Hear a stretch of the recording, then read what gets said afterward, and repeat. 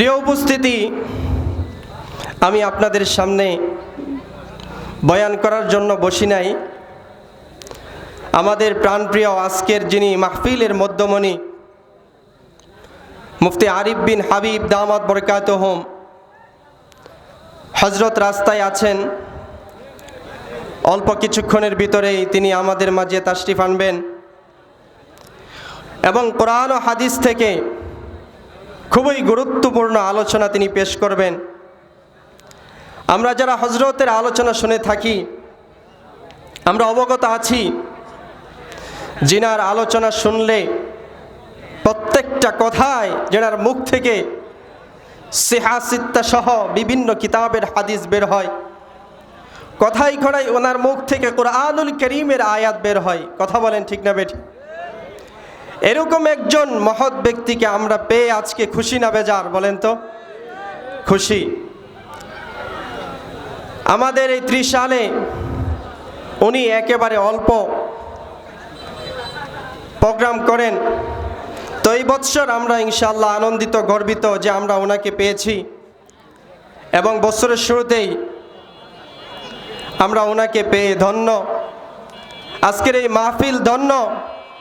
আমরা ইনশাআল্লাহ সকলেই নিয়ত করি ইনশাআল্লাহ আজকের এই মাহফিলের শেষ পর্যন্ত ইনশাআল্লাহ আলোচনা শুনব, কোরআন এবং হাদিসের থেকে দিক নির্দেশনা নিয়ে তারপরে বাড়িতে যাব। প্রিয় উপস্থিতি, আমি আপনাদের সামনে সংক্ষিপ্ত আকারে কয়েকটি কথা বলবো। আমি কোরআনুল কারীমের 6666 খানা আয়াতসমূহের মধ্য থেকে একখানা আয়াতে কারিমা তেলাওয়াত করেছি। আল্লাহ রসুল সাল্লাল্লাহু আলাইহি ওয়াসাল্লামের অসংখ্য অগণিত হাদিসে মুবারাকার মধ্য থেকে এক টুকরো হাদিস তেলাওয়াত করেছি। আল্লাহ পাক চাহে তো ইনশাআল্লাহ খুবই সংক্ষিপ্ত আকারে কয়েকটি কথা বলবো। আল্লাহ সুবহানাহু ওয়া তাআলা আমাদের সকলকে কথাগুলো শোনার, বোঝার, আমল করার তৌফিক দান করুক। সকলে বলে আমিন। মাহফিলের আওয়াজ যতদূর যাইতেছে, আমি সকল দিনই ভাইদের দৃষ্টি আকর্ষণ করব, মেহেরবানি করে আমরা অযথা অনর্থক রাস্তাঘাটে বাজারে বিভিন্ন জায়গায় সময় নষ্ট না করে আজকের এই মাহফিলকে গনিমত মনে করে আজকের এই মাহফিলটাকে আমাদের জীবনের পাথেয় মনে করে আমরা সকলে ইনশাআল্লাহ মাহফিলের প্যান্ডেলে চলে আসছি ইনশাআল্লাহ। প্রিয় উপস্থিতি, আল্লাহ সুবহানাহু ওয়া তাআলা কোরআনুল কারীমে বলেন, قل إن كان آباؤكم وأبناؤكم وإخوانكم وأزواجكم وعشيرتكم وأموال اقترفتموها وتجارة تخشون كسادها ومساكن ترضونها أحب إليكم من الله ورسوله وجهاد في سبيله فتربصوا حتى يأتي الله بأمره والله لا يهدي القوم الفاسقين। আল্লাহ তাআলা নবীকে বলেন, হে নবী, আপনি বলে দিন যে তোমরা যতক্ষণ পর্যন্ত তোমাদের পিতা, তোমাদের ছেলে, তোমাদের সন্তান, তোমাদের স্ত্রী, তোমাদের ধন সম্পদ, ব্যবসা বাণিজ্য, যেই ব্যবসার ব্যাপারে তোমরা ক্ষতির আশঙ্কা করো, এই সব কিছু থেকে আমি আল্লাহ এবং আমার রসুলকে সবচাইতে বেশি মহব্বত না করবে ততক্ষণ পর্যন্ত তোমরা আযাবের অপেক্ষা করো। দ্বিতীয়ত, হাদিসে মুবারাকার ভিতরে আল্লাহ রসুল সাল্লাল্লাহু আলাইহি ওয়াসাল্লামের স্পষ্ট ঘোষণা, লা ইউমিনু আহাদুকুম হাত্তা আকুনা আহাব্বা ইলাইহি মিন ওয়ালিদিহি ওয়া ওয়ালাদিহি ওয়ান নাসি আজমাইন। তোমরা ততক্ষণ পর্যন্ত পূর্ণ মুমিন হতে পারবে না যতক্ষণ পর্যন্ত না তোমাদের পিতা মাতা আত্মীয় স্বজন সন্তান অর্থাৎ দুনিয়ার যা কিছু আছে সব কিছু থেকে আমি রসুলকে সবচাইতে বেশি মহাব্বত না করবে, ভালো না বাসবে, ততক্ষণ পর্যন্ত পূর্ণ মুমিন হতে পারবে না। অতএব কুরআনুল কারীমের একটি আয়াত এবং রাসূলুল্লাহর একটি হাদিসের মাধ্যমেই প্রমাণ হয়ে গেল পৃথিবীর বুকে সবচাইতে বেশি মহাব্বত করতে হবে, ভালোবাসতে হবে আমার আপনার নবী সাইয়্যিদুল মুরসালিন খাতামুন নবিয়্যিন জনাবে মুহাম্মদুর রাসূলুল্লাহ সাল্লাল্লাহু আলাইহি ওয়াসাল্লামকে। আমরা যদি কোরআন এবং হাদিসকে একদিকে রাখি, যুক্তির আলোকে বা পৃথিবীর বিভিন্ন যে ইতিহাস আছে এবং একজন মানুষ আরেকজন মানুষকে যে মৌলিক কারণে মহাব্বত করে ভালোবাসে, এগুলার আলোকেও যদি আমরা দেখি, তারপরেও রাসূলুল্লাহ সাল্লাল্লাহু আলাইহি ওয়াসাল্লামকে বেশি ভালোবাসতে হবে, মহাব্বত করতে হবে। একজন মানুষ আরেকজন মানুষকে মহাব্বত করার পিছনে, ভালোবাসার পিছনে মৌলিক 4টি কারণ রয়েছে। তন্মধ্যে 1 নম্বর হলো জামাল তথা সৌন্দর্য। একজন মানুষ আরেকজন মানুষকে মহাব্বত করার পিছনে, ভালোবাসার পিছনে সর্বপ্রথম যেই কারণ থাকে সেটা হচ্ছে সৌন্দর্য। সৌন্দর্যের পিছনে, সৌন্দর্যের জন্য সবাই পাগল। এরকমভাবে একজন মানুষ আরেকজন মানুষকে মহাব্বত করে, ভালোবাসে। 2 নম্বর যেই কারণ সেটা হচ্ছে কামাল তথা গুণ। গুণের কারণে মানুষ মানুষকে মহাব্বত করে, ভালোবাসে। 3 নম্বর যেই কারণ সেটা হচ্ছে কারাবত তথা আত্মীয়তা। আত্মীয়তার কারণেও মানুষ মানুষকে মহাব্বত করে, ভালোবাসে। 4 নম্বর যেই কারণ সেটা হচ্ছে ইহসান তথা অনুগ্রহ, দয়া। দয়া মায়ের কারণে কেউ যদি কারো উপরে দয়া করে, মায়া করে, অনুগ্রহ করে, তখন মানুষ তাকে মহাব্বত করে, ভালোবাসে। এবার আসেন আল্লাহ রসুল সাল্লাল্লাহু আলাইহি ওয়াসাল্লাম কিরকম সৌন্দর্যের অধিকারী ছিলেন, এই সম্পর্কে কথা বলতে গেলে লম্বা আলোচনা করার প্রয়োজন। আমি 2-1টা হাদিস আপনাদের সামনে পেশ করব। আল্লাহ রসুল সাল্লাল্লাহু আলাইহি ওয়াসাল্লামের একজন সাহাবী হযরতে হাসান ইবনে সাবিত রাদিয়াল্লাহু তাআলা আনহু, মক্কার কাফেররা যখন আমার আপনার নবীকে অকট্য ভাষায় গালিগালাজ করত, বিভিন্ন ধরনের কটু কথা বলতো, রাসূলুল্লাহ সাল্লাল্লাহু আলাইহি ওয়াসাল্লামের পক্ষ থেকে কাফেরদের প্রতি উত্তর দেওয়ার জন্যে আল্লাহ রসুল সাল্লাল্লাহু আলাইহি ওয়াসাল্লামের অনুমতি সাপেক্ষে হযরতে হাসান ইবনে সাবিত রাদিয়াল্লাহু তাআলা আনহু তিনি মিম্বরে বসে যাইতেন এবং রাসূলুল্লাহ সাল্লাল্লাহু আলাইহি ওয়াসাল্লামের সৌন্দর্য কবিতার মাধ্যমে তিনি বর্ণনা করতেন। হযরতে হাসান ইবনে সাবিত রাদিয়াল্লাহু তাআলা আনহু রাসূলের জামাল আলোচনা করতে গিয়ে তিনি বলতেছেন, ওয়া আহসানা মিন কালাম তারকাতু আইনি,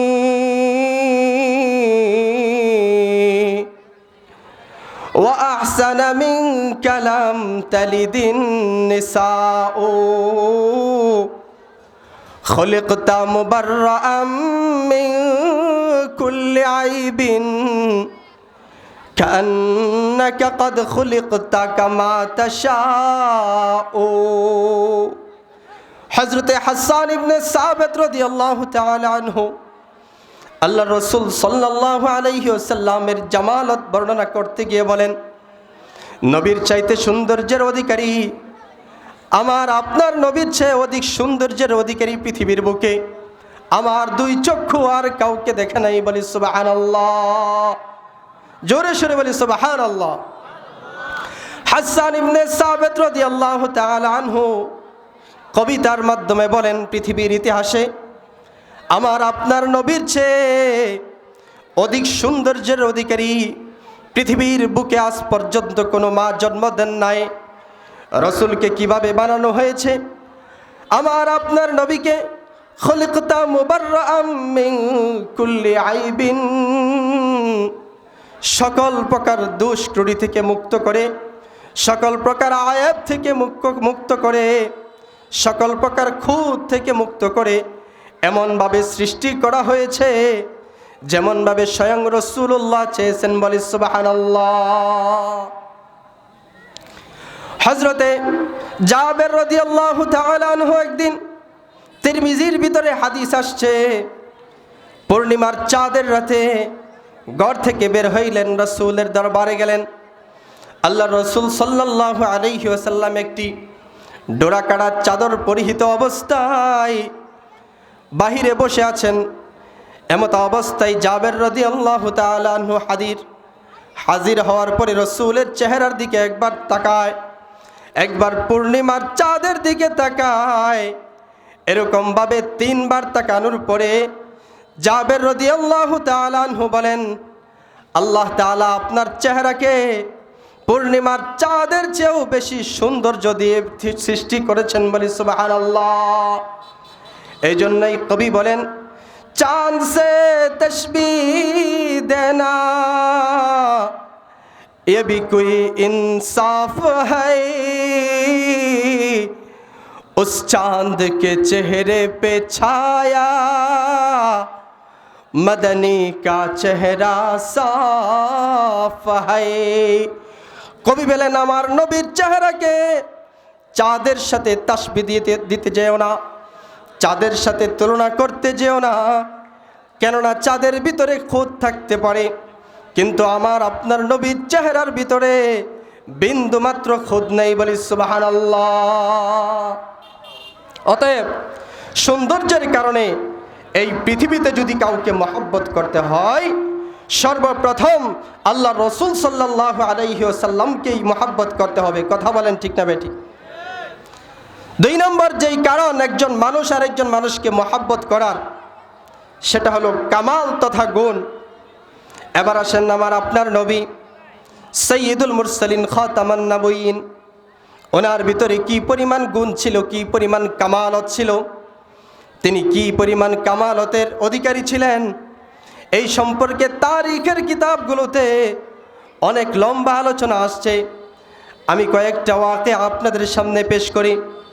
আল্লাহ রাসূল সাল্লাল্লাহু আলাইহি ওয়াসাল্লামের জামানায় রাসূল যখন নবুয়ত লাভ করলেন, ইসলামের প্রাথমিক জামানা, মুসলমানের সংখ্যা একেবারেই কম। আল্লাহ রাসূল সাল্লাল্লাহু আলাইহি ওয়াসাল্লামের জামানায় ওই সময় একজন রাখাল ছিল। সে সারাদিন এরকমভাবে মরুভূমিতে ছাগল ছড়াইতো, বকরি ছড়াইতো। কোনো একদিন মরুভূমিতে বকরি চড়ানোর জন্য বের হয়ে গেল। বকরি চড়াইতে চড়াইতে সে ক্লান্ত, কিছুক্ষণ বিশ্রাম নেওয়ার জন্যে একটি গাছের নিচে সে কিছুক্ষণ রেস্ট নিল। হঠাৎ করে তার কানের মধ্যে আওয়াজ আসলো, বকরির উপর একটি নেকড়ে আক্রমণ করেছে। তৎক্ষণাৎ রাখাল তার লাঠি নিয়ে বাঘের দিকে ছুটল এবং নেকড়েকে আঘাত করার ফলে নেকড়ে বকরি ছেড়ে দিল। আস্তে আস্তে নেকড়ে পাহাড়ের চূড়ায় উঠে গেল।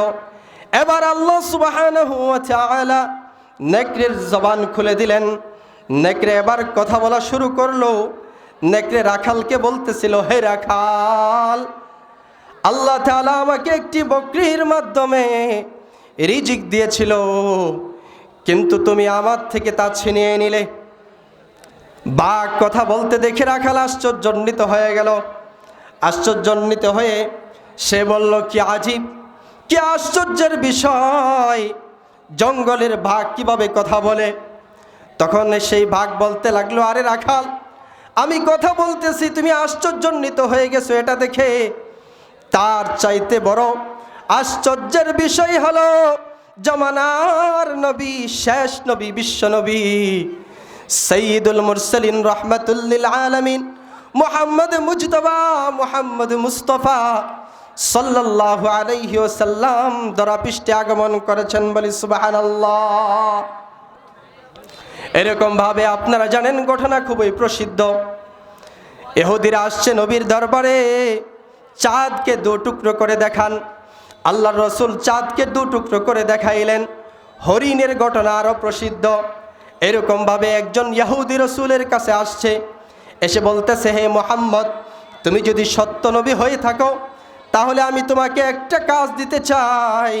তুমি যদি এই কাজটা করতে পারো তাহলে আমি তোমাকে নবী হিসাবে গ্রহণ করব। নবী বলেন, কি কাজ? তখন ওই ইহুদি বলল, ওই যে দুইটা খেজুর গাছ দেখা যায়, তুমি খেজুর গাছ দুইটাকে আদেশ করো, খেজুর গাছ দুইটা যেন তার সমূল নিয়ে আমার কাছে চলে আসে। একথা বলার সঙ্গে সঙ্গে আল্লাহ সুবহানাহু ওয়া তাআলার হুকুমে নবী আরবি সাল্লাল্লাহু আলাইহি ওয়াসাল্লাম খেজুর গাছ দুইটাকে আদেশ করলেন। সঙ্গে সঙ্গে খেজুর গাছ তার সমূলে রসুলের দরবারে চলে আসলো, বলি সুবহানাল্লাহ। কিন্তু তারপরেও ওই ইহুদি ইসলাম ধর্ম গ্রহণ করেন নাই, রসুলের উপর ঈমান আনয়ন করেন নাই। এই জন্যই কবি বলেন, যাহাকে সারে কমালাত এক তুঝ মে হে, তেরে কমল किसी में नहीं है मगर दो चार है। हुस्न यूसुफ दमे ईसा याद बैदादारी, आछे खोबा हमादारान तु तन्हादारी, खबो शक्लो शमाइलो हरकतो सुकुनात, आछे खोबा हमादारन तु तन्हादारी, आछे खोबा हमादारन तु तन्हादारी। কবি বলেন, পৃথিবীর যত কামালত আছে, যত গুণ আছে, সব গুণ আল্লাহ সুবহানাহু ওয়া তাআলা আপনার ভিতরে দিয়ে দিয়েছেন। অন্যদের ভিতরে গুণ আছে তবে 2টা 4টা 5টা, এর চেয়ে বেশি নয়। কিন্তু পৃথিবীর ভিতরে যত প্রকার গুণ হইতে পারে আল্লাহ সুবহানাহু ওয়া তাআলা আপনার ভিতরে দিয়ে দিয়েছেন, বলি সুবহানাল্লাহ। এজন্যই যদি কামালতের কারণে, গুণের কারণে পৃথিবীর কাউকে যদি মহব্বত করতে হয়, সর্বপ্রথম আমার আপনার নবী জনাবে মুহাম্মদুর রাসূলুল্লাহ সাল্লাল্লাহু আলাইহি ওয়াসাল্লামকে বেশি মহব্বত করতে হবে। কথা বলেন ঠিক না বেঠিক? জোরে বলেন ঠিক না বেঠিক? এইরকমভাবে 3 নম্বর যেই কারণ একজন মানুষ আরেকজন মানুষকে মহব্বত করার পিছনে, ভালোবাসার পিছনে, সেটা হচ্ছে কারাবত তথা আত্মীয়তা। এবার আসেন আল্লাহর রসুলের সাথে আমাদের কীরকম আত্মীয়তা রয়েছে।